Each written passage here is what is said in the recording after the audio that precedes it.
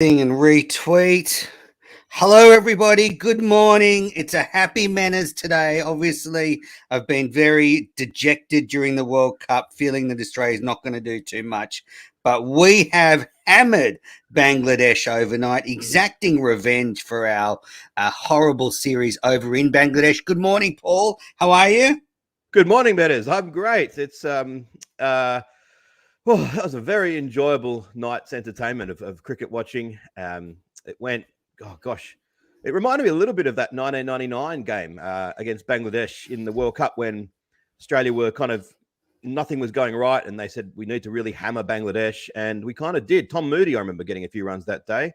Obviously, omens mean nothing because they don't exist, but it's an interesting, for want of a better word, omen as to maybe. We won that tournament. Who knows? Maybe we'll win this one as well. Now, before I go on, I have to retweet this as well, do I? What do I have to do? That's it. So it's on, Oz Cricket Pod's Twitter. So just go in there and retweet it. Okay. So look, everyone joining, a lot to talk about. Obviously, we're going to wrap up the match overnight. I've just heard Tim Payne respond to Shane Warne's comments. Tim Payne on his radio show has already started making the excuses for why we might lose the Ashes. So that's going to be interesting to talk about. And yeah, we're going to wrap up the game. Obviously, the West Indies crashed out of the tournament overnight. And then Paul and I will look ahead to Australia's weekend. And I'm a little bit concerned about the way the fixtures play out. And I want to talk to Paul about that. But let's start. It was just a great performance by Australia. They win the toss, elect to bowl. Firstly, they selected the right team. They went back to 7 batters and 4 bowlers. It was good, wasn't it? What was also good was that they didn't take any advice from one A. Mensel, where let me just find the text message that you sent to Jaleesa and me. What did you say? That was before I think they lost. We should have batted first. That was before they'd lost any wickets. I think they lost one wicket when I sent that. I know, but Aaron Finch also had to make the decision before the game had started. Yeah, that's true. He did better than me. I was just actually concerned about us trying to chase against their spinners. And if they put up like 130, 140, then we might struggle because we don't bat well against spin, especially with the run rate. But didn't happen. So, Australia gets off to a great start in the third ball of the innings. Mitchell Starc went through Lytton Das. And I love the in-swing there from Starc. He hasn't really been getting a lot of shape out of the white ball, but that one came back nicely. That was kind of the moment where I thought, this could really happen. I could genuinely see us knocking them over quickly and chasing the runs down. It still had a lot to go from there, but that was a pretty exciting start to the game. I should add, after the game, I went to go to bed. Then I realized I had some work to do, and then did a little bit of that. Then ended up watching the entire West Indies innings. So I say that as a way of saying I had a really good thought then. It went straight in my brain and straight out my brain. I've got 2 copies, but we'll see. So when you say when you say innings, did you watch Sri Lanka bat first, or did you watch the whole game?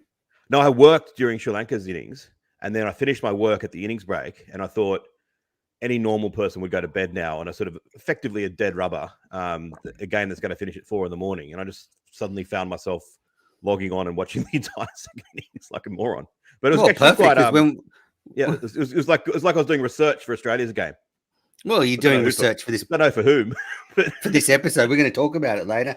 And from that early wicket, Bangladesh never bounced back. They were 2 for 6, 3 for 10, 4 for 32, 5 for 33, and then eventually all out for 73. Mitchell Starc 2 for 21 off 4 overs. Josh Hazlewood 2 for 8 in 2 overs. Glenn Maxwell 1 for 6. It was strange that he was brought on so early when the quicks were doing the job, but he got an early wicket. And then Adam Zampa, what a spell. 5 for 19 in 4 overs. Was desperately close to getting a hat trick. Now, Paul, I actually had the good fortune or the misfortune of taking the rubbish out for the hat trick ball. So I missed the drop catch. What happened? Was it a sitter? No, it wasn't a sitter. It was left-hander. Went forward, played quite a firm defensive shot at it. If anyone goes on and looks at the highlights later, it was probably caught on the boundary. I probably got it completely wrong. I'm so random. No, I'm sure this is what happened. And it basically went low to Wade's sort of left knee, He got his gloves to it, but not enough of it, and it dropped out. And then, like 30 seconds later, Zampa said to him, "That was my hat-trick ball, you know." And Wade said, "Yeah, mate, I tried to catch it." That's funny that came through on the stump, Mike. I like that bit of banter. So terrific performance by Adam Zampa. And it was just, left Australia with a real opportunity to do wonders for our net run rate. 73, just incredible. And then Australia go out and get there in that 6.2 overs. David Warner was dismissed for 18 off 14 balls. Aaron Finch, 40 off 20 balls with 4 sixes. Mitchell Marsh, 16 off 5 balls. Glenn Maxwell didn't face a ball. Australia 2 for 78. Goes ahead of South Africa now on net run rate. It's a massive boost there. I did have worries watching Finch bat last night. People are going to think I'm looking for issues, but he got hold of some, and 40 off 20, good knock, but he was a long way from a lot of those deliveries, like not even in the same postcode for some of them. Yeah, but I don't mind. Look, I just thought the way they batted was so refreshing. I'm still scarred by the 92 World Cup where we hosted it, and by the last match, it became clear that Australia was going to come equal fourth and miss out on run rate. And Alan Border, one of the all-time greats, in the interview before the match said, "Yeah, to be honest, we didn't even contemplate run rate until now." And it's always the Australian way of like, we will not contemplate anything that's a little bit mathematical. They did contemplate it. They did the right thing. And yeah, Finch did play a few windy woofs, but I think that was just a product of him saying, there's no point dying wondering. They had to get the runs in, what was it, eight and a half overs in order to overtake South Africa. That he had the entire batting lineup behind him. It was just the right thing to do. And, these pitches, they're still not absolute featherbeds. There was a little bit of movement going around. So I hear where you're coming from, but I just hope he keeps on playing that way. He might as well. I hope he does too. I think he's got to do that for the rest of the World Cup. But I just don't think we'll see Aaron Finch captain Australia much longer in white ball cricket. I think Alex Carey will probably be given the job within the next 6 months. I think it would be folly to think that Finch can get to the home T20 World Cup next year. I think that's too far. And I think you just see in that innings where it really was a lottery whether he was going to hit them or not. And I just don't think that should be the case for, if you watch top international batsmen when they're at the crease, they're not missing balls by as far as he was. You say that, but I mean, as things stand, we are potentially 3 wins away, or even a loss and 2 wins away from winning this World Cup. I'm not saying that's what's going to happen, but it's a possibility. If that was to be the case, and the next World Cup's on in only 12 months, to say that it's folly to think that he could still be captain by then, I think that's too strong. I mean, he might not be, but I don't think it's folly to say that he would be. Okay, well, I'll try and come up with a better word. It would be I'm just going to leave it at that one. So he possibly will be captain. He possibly might not be. Yeah. So Adam Zampa was the man of the match. Not a lot to talk about from the game because it was such a convincing performance. Good team balance. All the bowlers performed well. Do you think they'll sort of stick with this formula now for the rest of the tournament? Because it is nice having that 7 batters, the 3 quicks, and then the rest. I think they've just got to look at it on a match-by-match basis. As I said in Cricket Unfiltered podcast the other day, that if we happen to win these 2 games, we've now won one of them, and Stark bowls really impressively, he could be going into the semi-finals as our sort of our main man. But when you get, I think there's a difference when you're playing against the very, very best sides where they could just clear the boundary at ease and with ease. And sometimes I think that's when you've got to stack the side with a bit more batters and a bit more, more spin bowlers. But I think it's a moot point. I think that if Australia crash out of the tournament, well, it doesn't matter who they were going to pick. If they make it to the semis, by definition, they'll probably come on a bit of a high. So I think they'll just stick with their side, and maybe it'll work. Or that'd be a great pity if Stark bowls really well against West Indies and then comes to the semi-final and gets dismantled by the Pakistanis, and we had a few spinning options in the shed who never got a game. Yeah, well, We'll see how that pans out. I'd like to see stick with this formula for the rest of the tournament. Yeah. So, great performance for Australia. I have to say, Bangladesh were awful. They were not a patch on the team we saw in the series we played against them. Yeah, I'm gonna have to go in today and delete the tweets that I sent saying that they were a good value underdog for the World Cup. So yeah, that's a bit disappointing. I suppose it is satisfying that as sort of if you're going to be a parochial one-eyed fan, to sort of be able to say this plays into the narrative of Australia wins when it matters, and that Bangladesh series already today. I've actually forgotten whether it was 3-2 or 4-1. I thought it was 4-1 to Bangladesh, but I saw someone say in a reputable article that it was 3-2, and I thought, no, it's already 4-1, definitely 4-1, starting to recede into the background. And Australia won the one that mattered. And yes, Bangladesh were absolutely disappointing. There was a bit of byplay when there was when Finch at one point almost got caught, and the field had run in. There was real anger between the bowler and the outfielder. It just doesn't look like a happy camp. No. Nice message here from Chris Stone. Stark to look like the bowler I remember rather than the bowler that has been so far this World Cup. Glad his rhythm returned after the England game. Now, I'm going to read these out because we do release the audio. So if you're watching and wondering why I'm reading them out, that's why. I liked Stark's rhythm, but as I've said before, I'm really concerned that it's not consistent with Stark. It seems to be, Paul, we've seen him a lot in the Shield. One good day of rhythm and then one day where he's not quite there. So we haven't seen a sustained, form run from Stark for a while. Yep. And on these grounds with the big bats and the usually small boundaries, not so much Abu Dhabi, you can bowl quite well, and 3 balls can have your spell dismantled, and that's kind of that's all you can get. I thought it was very amusing when he was bowling to the Fizz towards the end, and Mustafizur Rahman was backing away and defending these unplayable Yorkers with the side of the bat and his feet about half a metre away from the stumps. Stark looked really good then. Well, yeah. When he's firing, he's a match winner. Now, So Australia, they jump above South Africa, the net run rate. Yep. On Saturday night, this is my concern, Paul. I'm very worried about this. There's 2 games on Saturday night. The first game is Australia versus the West Indies. So, and the second game is England versus South Africa. So Australia and South Africa are level on points, but Australia just above them in net run rate. So effectively, on Saturday night, Australia will play. When South Africa starts against England, they will know exactly what they have to do to make the semi-finals. Australia will not be in that position. So I'm going to write to the ICC and call for a change. These games should be played at the same time like they do in World Cup football. So neither team is given an advantage. It is a huge disadvantage for Australia. Are you worried about a biscotti situation? Our friend Patrick Avenel always uses this term, which I have no idea what you're talking about.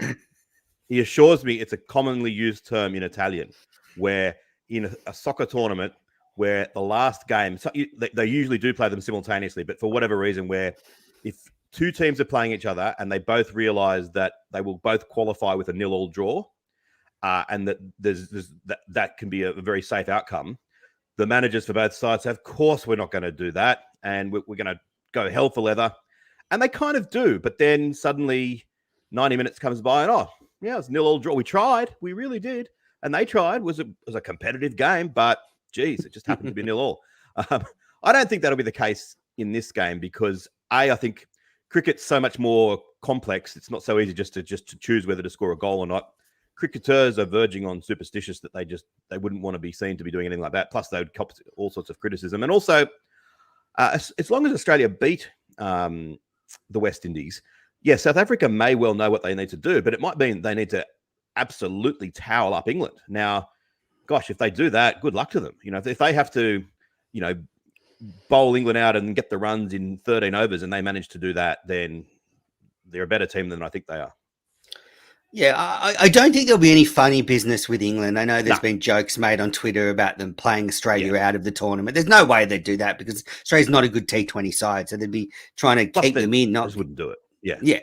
But I do think that, you just look practically, South Africa could know exactly, say they're chasing, okay, we need to do it in this many So balls, what? and but I just think that gives Australia a big disadvantage. I mean, it doesn't mean we're out, doesn't mean the tournament's over, but I would rather be South Africa right now. I'd rather the games be swapped and Australia's playing second, so we know exactly what we have to do. So if, say, we're chasing, we know, okay, we have to get there in 12.1 overs or whatever it's going to be for South Africa. I just think it does give us a little bit of a disadvantage. No, I'm fine with it. I'm very calm. I mean, at the moment, Mr. Positive, fucking Mr. Positive, this whole World Cup. I'm just being honest. Australia's run rate is 1.03 and South Africa's is 0.74. Australia improved by about 1.6 last night in a massive thrashing. So I haven't done the maths, but that to me indicates that what's that? Maybe South Africa need to win by 20 runs or 2 or 3 overs or something like that. Plus, don't forget, Australia, if they happen to hammer the West Indies, push that out even further. The way that we'll get onto the West Indies game, but they didn't look very happy either. Like Phil Simmons was not a happy looking man in the dugout at all. Jason Holder was kind of glowering the whole way through, not looking very happy. Andre Russell and Kyron Pollard didn't look particularly happy either. I'm not sure that they're the happiest dressing room as well. So Australia could very well put it out of reach. What I would love, as I said to you last night, would be if Australia. That's true. Chris says Paul has been Mr. Positive because he's been high on caffeine since the tournament started. That is true. And Delusional. I'm drinking some more coffee now. Same. The amusing thing would be if Australia lost to West Indies, but then in a fairly small, narrow loss. If England beat South Africa, that'll be fine. Australia will still Australia will still go through. That could be fantastic. Australia getting through to the semi-finals, having lost to West Indies and lost to England in the group phase. That'd be ideal. I want to go live after the game on Saturday night. So if you're watching, keep an eye out for Late Night Manners after Australia's game against the West Indies, and between the two games. Could be a fun little chat about midnight Saturday night. Yeah, I'll come on with you. Good. Well, you weren't invited, but anyway. Definitely were. All right, so Sri Lanka v West Indies. You stayed up to watch it. Sri Lanka batted first, made 3 for 189. Sri Lanka 68 off 41. Despite a pretty disappointing tournament for Sri Lanka, Sri Lanka has been a shining light. So they make a set West Indies 190 to win, and then the West Indies fall well short, all out for. They finish 8 for 169, but Shimron Hetmeyer smashed 81 not out to give them some respectability, but they were looking like falling much shorter than that. So the West Indies are now out of the tournament along with Sri Lanka, and you have to say, one tournament too far for this aging West Indian team. I agree. It's quite remarkable. You look at their personnel as they kept on coming out to bat. You just thought only one of these guys has got to fire and support Hetmeyer. What's his name was pretty good early on as well. Pooran, 46 off 34. Nicholas Pooran was pretty good as well. But interestingly, in commentary, Russell Arnold was asked about what he thought of Sri Lanka's campaign, and he said he was actually quite happy with it. He said the expectations were so low, and he said that the way that they'd played and that some of the young players that had really kicked on gave him a lot of hope for the future. I mean, Hasaranga is the number one ranked bowler in the world now. And when I was watching it, I thought, I can't believe the West Indies are given a chance. So many people were giving the West Indies a chance. Sri Lanka were obviously favourites at the innings break, but not by that much. And I just thought they're really going to struggle to get these runs. And then when Hasaranga came on, it was just a masterstroke from Sri Lanka that held back their best bowler till the game was almost in the balance, and they just went bang. That's the end of it. The pitch wasn't conducive to really fast scoring. It was not really coming onto the bat. So the West Indies were really never in it. So sad kind of to see such a powerful side on the wane. And I can't believe they didn't pick Narayan. I can't either. It's disappointing for this tournament that not the fact that they've lost, but we just haven't seen much from the West Indies. They are such an attractive side when they're playing well. They do, these individuals light up the T20 tournaments all around the world. So it's been disappointing. They just haven't been more competitive. We haven't seen that sort of consistent performances in the team. But kind of not sure how this places Australia v West Indies on Saturday night, because I could see the West Indies sort of being heads on the plane on Saturday night, and therefore Australia gets a pretty easy win. But I can also see them sort of freed from any burden of worrying about the next phase. And, you know, it might be Chris Gale's, if Chris Gale plays, it might be his last game for the West Indies. So it could mean something, and they're dangerous. Yes, and I think that when Andre Russell comes out to bat, Chris Gale, Pollard, all of those kind of superstars who are on the towards the latter half of their careers, I can imagine Australian fans will be a bit nervous that it'll take one big six from Andre Russell to suddenly make us all start to hide behind the couch. Because even last night, I mean, he only got two, but his first ball, he slashed at one and it was well fielded on the boundary, but the power, and he's a good player as well. He's got a good eye. He's just woefully out of form. And if he could find that form, as you say, with complete freedom to slog, then they could really damage Australia. I think it's a possibility, but I think a much more likely possibility is that Australia will be accurate at the stumps, bowling pretty powerfully. And sure, they might get a couple of sixes away, but I think that Australia will probably overpower them. Yeah, I agree. I think Australia will win on Saturday night. I think they're peaking nicely. And yeah, hopefully we get the chocolates, and then England does us a favour and Australia somehow scrape through to the next round. We drag this average side into the last four. I've told you before, my dream is another of my dreams would be if Australia win, and then South Africa Australia England. Lose, isn't that? No. This time I want. So what do I want? Australia win. Yeah, Australia to lose. South Africa lose. No. Sorry, no. Australia to win, and South Africa to win, and so that it's all on. Everyone's on 8 points, and then England are out. And England, so South Africa to beat England by a similar margin to what Australia beat Bangladesh last night, and that suddenly England could be eliminated. It's almost certainly not going to happen, but it would be one of the more amazing, remarkable, humorous things to ever happen in sport. Yeah, it would give England a nice head start on the Ashes.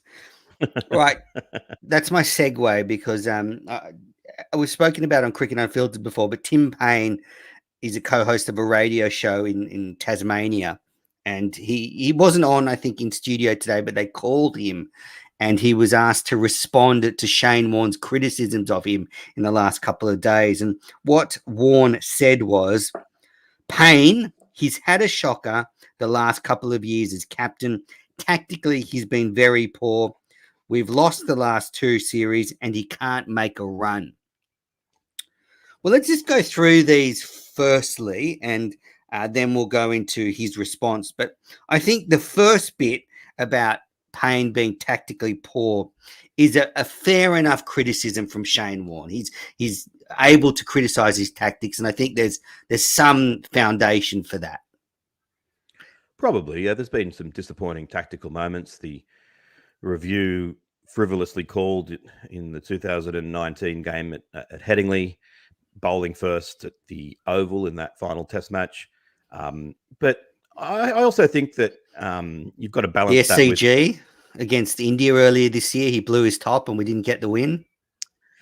That's true. It was more so then we had the field back as well at the Gabba, didn't we? That we probably should have had a more aggressive field in to get some wickets, and we had it back. I don't know.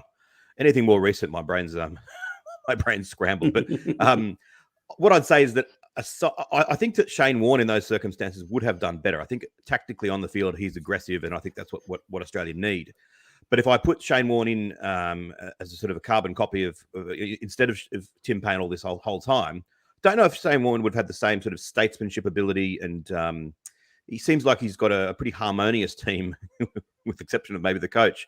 So I think he's done quite a lot of good as captain as well. And as I always say when we talk about the captain, captaincy, I think its importance is vastly overstated. Go back to Richie Beno's quote. It's 10% ability and 90% luck, but don't try it without the 10% ability. And I think that's about true. I think that Payne on field's done okay. Off field has done very well. Yeah. Look, I think on field, they're valid criticisms. I mean, he almost cost us a win in England, like a series win. We have the Ashes, but we still haven't won a series in England for 20 years. And then against India last year, we weren't good in the last 2 Test matches. But look, that's just the first criticism. Then he says, Warnie, that we've lost the last 2 Test series, which I don't think is right, because didn't we lose against India last year? But I'm just trying to think the series before 5 Ashes before that, we won that. No, but the last summer we hammered New Zealand and Pakistan. Yeah. So we haven't lost the last 2 Test series. And when he says Payne can't make a run, well, that's not true. Payne's actually been batting very well. He averages in the 30s at Test level, and it's just not a valid criticism to say he's not a decent number 7. So maybe Warnie's so enthralled to India that he now only acknowledges Test series between Australia and India. That's right. We have lost the last 2 series in that regard. Yeah, it's true. I mean, they're the ones that matter. No one cares about New Zealand and Pakistan when it comes to those things. So look, that's Warnie's criticisms. But then Payne goes on, and he said he didn't want to say too much because I think he's been a bit gun shy, because the media has been coming at him in the last month or so since, he made those comments about Joe Root that will play the Ashes whether you're here or not.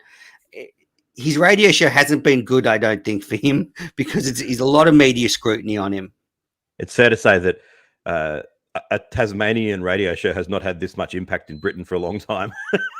Anywhere. Not Britain, anywhere, anytime, even in Tasmania. Even in Melbourne. He does it with Jack, who's some footballer. But so I think he's a bit gun shy, so I didn't want to say much. But then he did say a few things that concerned me. The first one he said was, he talked about the challenges of the Test team playing so little cricket in the last 18 months, and the fact that how can you really comment on our performances because we've hardly played in 18 months. So, and then he said to Jack, the footballer, he said, it's like you, mate, if you were playing footy and you're playing like one game every 2 months, how would you go? So that could be transferred to soccer, wherever you are. So that was his first thing. But then this is what worried me. Have you heard the audio? I've read it. He started making excuses for why they might lose the Ashes. Oh, it's really tough. The players are coming back from a T20 World Cup. A lot of them are going to have to do quarantine. A lot of them aren't going to have enough training. Then we've only got 8 days together before the series. That is very concerning for me, that he's already sort of starting to jot down the reasons why they might lose the series. Not concerning to me at all. Cricket is played... The winner will be the side that bowls better and bats better, not whichever side Menas psychoanalyzes 3 weeks out from the tournament. But don't you think that the preparation affects how they bat and bowl better? But this is not... Yeah, to an extent, but this is not the preparation. This is just a few throwaway lines. This is Payne saying this. I didn't say this. Why are you having a go at me? Payne said this. No, because I'm saying what he said is fine. You're analysing it. And it's like, if Payne wore a green shirt today as opposed to a yellow shirt, is that a problem? No. It's going to be won by who is the most accurate bowling team and which side bats the best. It's not going to be won by which side is saying the right quasi-analytical things or whatever in the lead up to it. Plus, there are no excuses. It's like saying if I was about to go on a bungee jump, like, the guy next to me saying, so you've got to make sure we get the cord right. He's making excuses as if that's going to matter. Like if I land splattering on the ground, no one's going to say, oh, well, he did make excuses in advance, so let's not go too hard on him. Payne knows that if they lose the Ashes, it's going to be Armageddon, and nothing that he says in the lead up to it make a difference. So I'm not saying it's going to make a difference. I'm just saying it's concerning that he's airing these worries a month out of the Ashes. No, there's no concern at all. All right, whatever. This is Chris Stone. As an England fan, I love Payne. He's a loose cannon, but to be fair to him, he takes the banter online from the Barmy Army and sends it straight back. Fair play to him on that. I mean, so that's interesting for Chris because he's not a loose cannon in Australian eyes. I think it's just that, as I've said before, he's got this radio show in Hobart, which naturally the owners of that station, SEN, are keen for it to be as successful as possible. So when you've got the Australian cricket captain on there, anything he says is going to be amplified. But what he has actually said has been fairly measured. It just sounds to people in England like he can't shut up. He can't shut up because he's paid to talk on the show. If you listen to the whole show, it's probably 90% about Australian rules football. But every now and again, when he talks about cricket, he's got to say something. So he says this. Wouldn't it surprise me if he's actually paid warning to make these comments to help the ratings of his radio show improve? Oh, wow. Okay. Coffee's got to him. Well, look. Oh, the coffee's got to me, and you're worried that we're going to lose the Ashes because the captain 4 weeks in advance points out the obvious that there's the players have been in a bubble, and that the first ball of the Ashes, Pat Cummins going to run in and says, "Oh, I better bowl a long hop because comments Payne made on radio 4 weeks ago." Well, or he's about to bowl and he says, "Hey, Payne, look, I just can't remember how to bowl with a red ball because I've been at the T20 World Cup. Could you just show me how it works?" But look, just on Payne. Well, we needed more preparation. Yes. I knew we were going to lose. Dennis was right. We need another meeting. Help! But the one thing I will say about Payne, he's a cheeky bugger. He's a little bit cheeky, and he's pretty measured when he's representing Australia. But his natural personality is to be cheeky and funny, and he brings it back a bit. So I like him too. Great stuff. All right, Paul, anything else you want to add before we end this broadcast? Jaleesa has been fantastic as always. Oh, she carries these live shows. God, yeah. I'm like none for 20 putting the link in our chat.